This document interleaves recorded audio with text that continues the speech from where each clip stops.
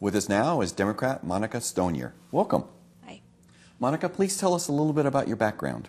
My husband and I moved here to Clark County about 9 years ago, decided to buy a house and start our family here in Clark County. We live on the east side of Vancouver. We have 2 children, and I'm a middle school teacher at Pacific Middle School on the east side of town. And we love this community, and we're really fortunate to live in a community that supports schools, and we very much enjoy and really advocate for our community. Why are you running for this position? It's important to me to have people in the legislature who understand the issues. And one of the things that I've noticed is that there are no, really recent and active teachers in the legislature, and we spend the biggest chunk of our state budget on education. It seems more fiscally responsible to me to make sure that there's somebody in the room who understands how schools are working now, and we can make better decisions that way. Also, in the 17th District, we have kind of a long history of electing folks who are independent-minded, who are moderate, and who prioritize community voice over party issues.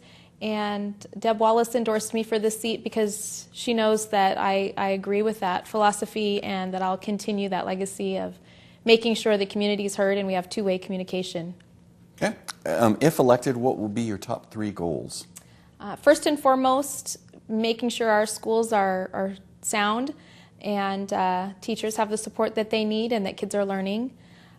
Secondly, we need jobs in Clark County desperately, so that would be my second priority. And third, some fiscal responsibility in the decisions we make about investments for our community.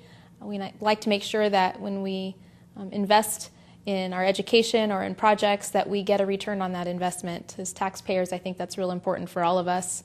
I'm operating on a tight budget at home as well, so I understand all of those issues from a parent's perspective, a taxpayer's perspective, and a teacher's perspective. So I feel like I can really advocate for the community as a true representation, as a true representative of them. Okay, let's talk about one of your goals, jobs. What will you do specifically to try to spur job creation in this county? The small businesses in our community are the backbone, I think, of our economy, and we're choking the growth of our small businesses with an unfair B&O tax. Our small businesses are paying on gross receipts, and oftentimes before they even turn a profit.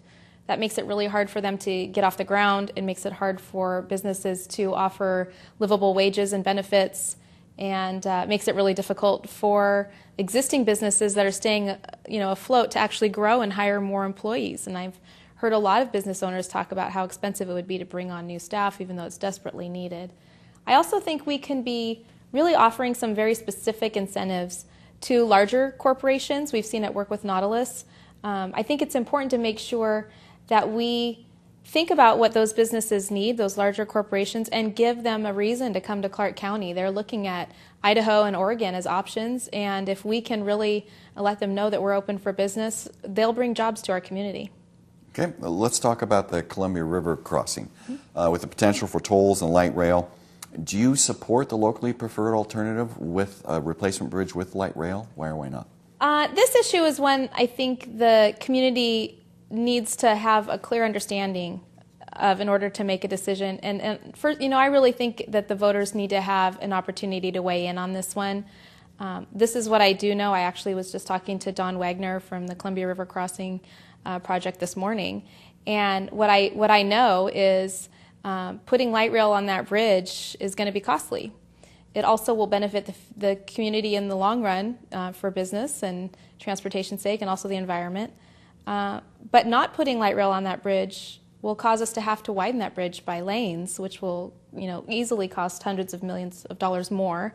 We also have to change the footprint of the bridge on the Washington side, which will cause more projects on this side of the river. So either way you look at it, it's gonna cost a certain amount of money, and it really comes down to the decision by the community about what they would like to see in their community in the long run. So I want to see what our voters would say about those two options. It's important for us to just all understand the facts before weighing in. So if elected, how will you specifically impact that project?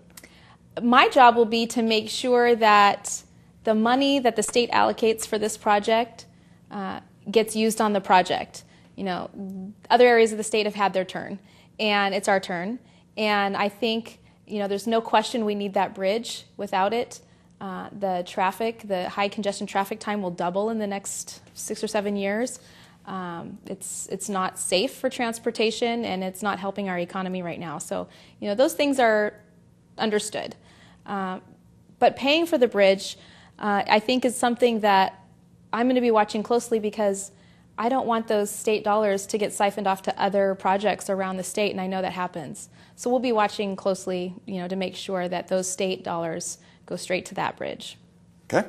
The impacts of the Great Recession have made huge dents in the state revenue. What are your thoughts regarding the current stability of the state tax structure, and do you have any suggestions for reform? Well, our tax structure is, among the most regressive in the nation. So our lower and middle income families are paying a higher percentage than necessary, I believe. And it'll be my job to make sure that I'm advocating for them in the legislature. The instability comes from when people don't have money and they don't, spend money, and our sales tax is dependent on that. Then we see huge fluctuations like we've been seeing. So it's important to me to make sure that we do things like close corporate loopholes. I mean, we're offering these huge tax breaks to Wall Street banks still, right out of our Washington state budget. And, they're not the ones who need the tax breaks, we do. So I think it's going to be important for us to make sure those corporate loopholes get closed up, keep the revenue here. Okay, let's talk about your top goal, education. What are your suggestions for reforming public education? The number one way to improve student achievement is to improve the quality of the instruction. So that means we need to put the teachers with the best skills in front of the kids who really need them. So, I'm looking at matching teacher placement with areas of need. I'm looking at cutting back some of the spending we're doing on things that take time, attention, and resources away from the classroom. Teachers are spending an awful lot of time on, new certification process. I really think that we also have a lot of people in our business world that can help kids see how to apply what they're learning in school. We need to have better inroads for people to get into the teaching profession who would be fantastic teachers. Improving the quality of instruction, I think, is the number one way to improve our education system. And I've been working in education at the classroom level as a teacher, at the district level, at the building level. And somebody in Olympia should know, what it means when you put an initiative or a policy forward and how that would actually play out in a building.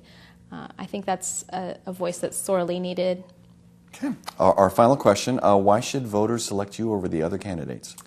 Well, as I mentioned before, the 17th district is full of voters who cross party lines when they find a candidate who they know will speak for them, who they know will make sure that their interests are held above party interests.